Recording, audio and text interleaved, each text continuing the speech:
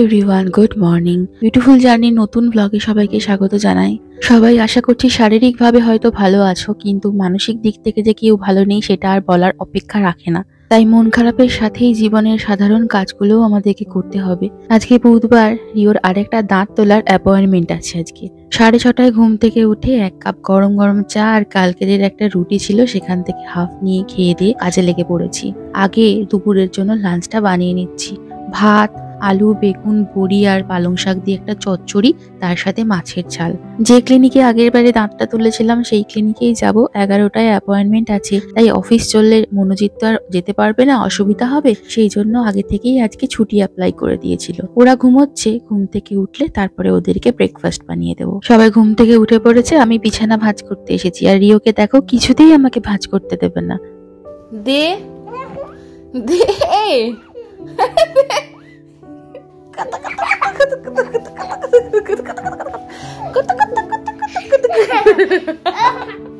কুস্তি যুদ্ধ সব শেষ করে বিছানাপত্র গুছিয়ে স্নান টান করে এসেছি এখন পুজো করতে। চারিদিকে যা বাজে পরিস্থিতি, ঠাকুরের কাছে সবার একটাই প্রার্থনা, খুব শীঘ্রই অপরাধীদের খুঁজে বার করে তাদের চরমতম দৃষ্টান্তমূলক শাস্তির ব্যবস্থা করা হোক, যাতে করে সাধারণ মানুষ আবার স্বাভাবিক জীবনে আগের মতো ফিরতে পারে খুব তাড়াতাড়ি।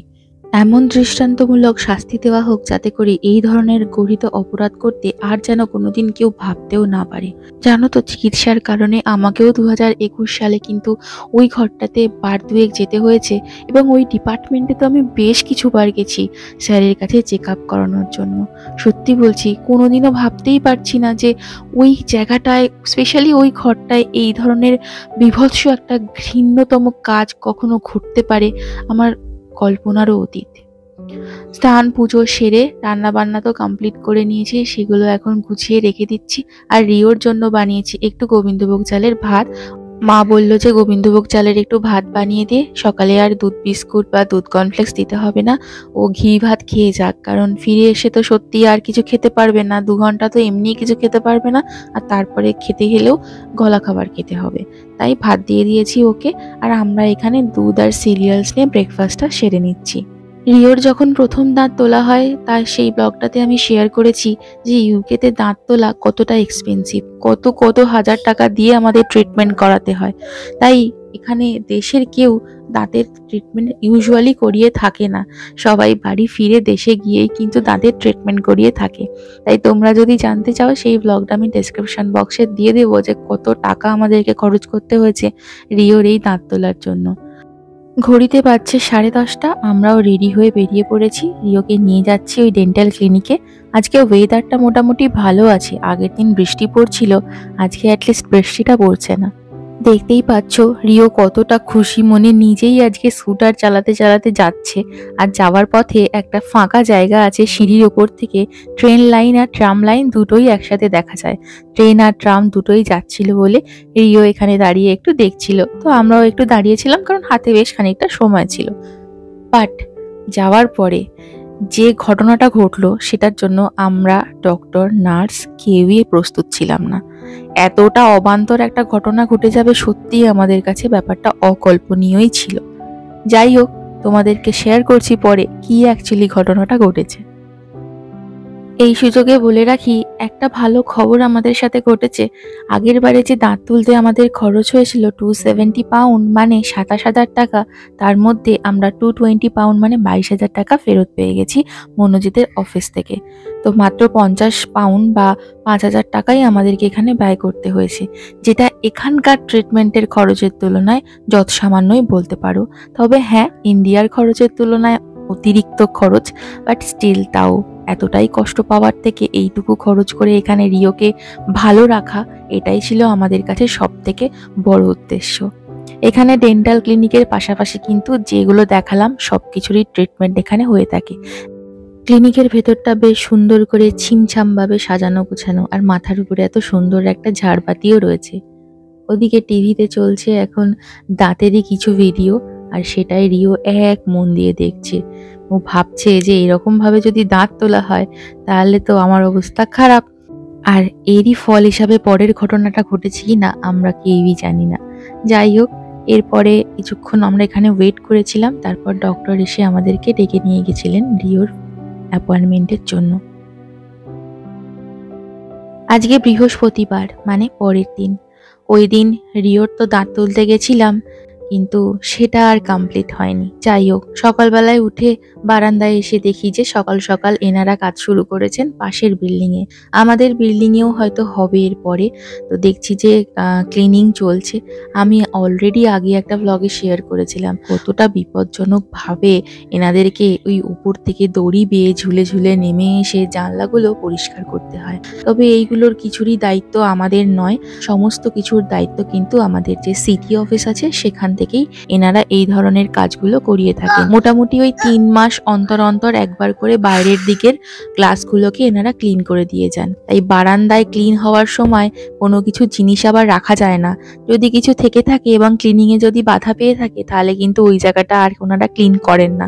আর ওনারা কখনো কিছু কাউকে বলেন না, যেহেতু আগে থেকে নোটিশ দেওয়া থাকে পার্টিকুলার ওই দিনে ক্লিনিং হবে, তাই ওই দিন আগে থেকেই সবাই কিন্তু জিনিসপত্র নিজেদের সরিয়ে পরিষ্কার করে রাখে, যাতে ওনাদের কাজে কোনো রকম বিঘ্ন না ঘটে।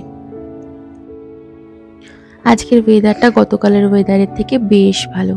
আমার বাগানের গাছগুলো কিন্তু বেশ সুন্দর করে বেড়ে উঠছে। যাই হোক, এবার আসি কালকে কি ঘটলো। রিও তো গেল, সুন্দর বসলো চেয়ারে। ডক্টর সমস্ত কিছু রেডি করে নিয়েছিলেন, মানে ইনজেকশন থেকে শুরু করে এভরিথিং। কারণ রিও আগের বারে ভীষণ ভালো পারফর্ম করেছিল, সেই কারণের জন্যই ওনারাও কনফিডেন্ট ছিলেন যে ও এবারেও সুন্দরভাবে দাঁতটা তুলতে হেল্প করবে। কিন্তু ওনারা তো আর জানতেন না যে রিও এতটা বদলে গিয়ে দাঁতটা কিছুতে তুলতেই দেবে না। সারাদিন মন মেজাজ সত্যি ওই দিন খুবই খারাপ ছিল, তাই কোনো রকম ব্লগ কিচ্ছু করা হয়নি। আর এটা ছিল সেই দিন যেই দিন রাত্রি 12টার সময় সারা পশ্চিম বাংলা জুড়ে মেয়েরা করেছিল রাত দখল। তাই আর সারাদিন ব্লগ শুট করা হয়নি। এখন এসছি ডিনার বানাতে। ডিনারে আজকে ছোলার ডাল আর রুটি হবে, একদম সিম্পল। কড়াইতে তেল দিয়ে জিরে, শুকনো লঙ্কা আর হিং ফোড়ন দিয়ে নাড়াচাড়া করে ওর মধ্যে আমি আদা রসুন বাটা অ্যাড করছি। তোমরা চাইলে শুধু আদা বাটা অ্যাড করতে পারো। তার মধ্যে টমেটো দিয়ে নুন দিয়ে চাপা দিয়ে খানিকক্ষণ ওয়েট করে টমেটোটা গলে গেলে তার মধ্যে হলুদ গুঁড়ো, ধনে গুঁড়ো, জিরে গুঁড়ো, সামান্য মিষ্টি অ্যাড করে ওর মধ্যে ডালটাকে অ্যাড করে দিয়েছি, যেটা আমি আগে থেকেই সেদ্ধ করে রেখেছিলাম। তারপরে ওটাকে পরিমাণ মতো জল দিয়ে ভালো করে মিশিয়ে নিয়ে আর একটু স্বাদ মতো নুন আর মিষ্টি অ্যাড করে চাপা দিয়ে ভালো করে ফুটতে দিয়েছি। তারপরে ধনেপাতা কুচি, একটু ঘি আর কাঁচা লঙ্কা দুটো অ্যাড করে 5 মিনিট স্ট্যান্ডিং টাইমে রেখে দিলেই ছোলার ডাল একদম রেডি হয়ে যাবে। রিওকে চেয়ারে বসিয়ে সমস্ত ধরনের প্রসিডিওরের জন্য সবাই যখন রেডি হয়ে গেছে, রিও এতটাই কান্নাকাটি শুরু করলো ভয়ের চোটে যে ওনারা বললেন, না, বাচ্চাকে আপসেট করে আমরা কোনো কিছুই এখানে করতে পারবো না। যদি ও আবার পরে কোনো একদিন তুলতে রাজি হয়, সেই দিন আমরা ওর দাঁত তুলবো। তাই আমরা আবার 4 সপ্তাহ পরে একটা অ্যাপয়েন্টমেন্ট নিয়েছি। যদি রিও আবার রাজি হয় তাহলেই তোর দাঁতটা কিন্তু তোলাতে পারবো, তা না হলে নয়।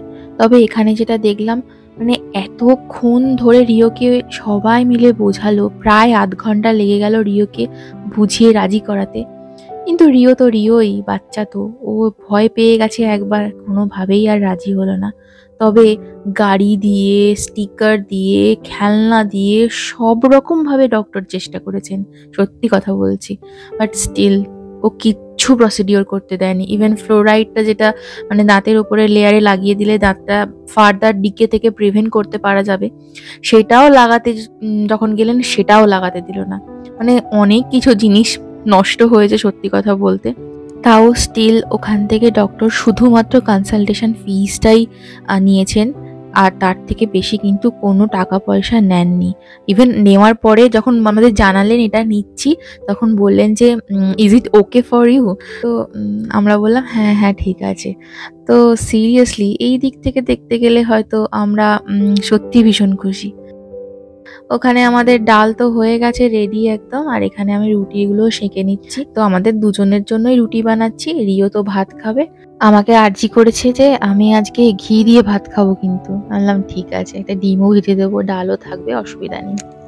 শুধু আজকে রাত্রি 12টা বাজার অপেক্ষায় রয়েছি, কারণ বুঝতেই পারছো আজকে হচ্ছে সেই দিন যেই দিন মানে সাংঘাতিক ঘটনাটা ঘটেছে আরজিকরের সামনে।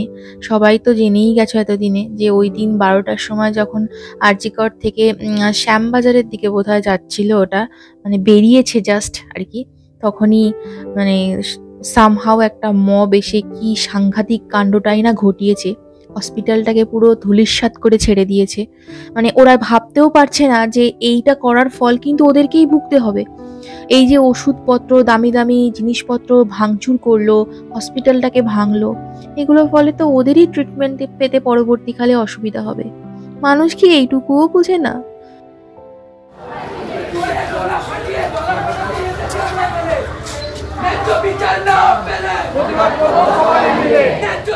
যেহেতু ইন্ডিয়ার থেকে ইউকে 4.5 ঘন্টা এখন পিছনে চলছে, তাই রাত্রি 12টা যখন ওখানে, তখন ইউকেতে বাজছে 7:30। সারাক্ষণ খবরের দিকে নজর ছিল যে কি হচ্ছে কি না হচ্ছে।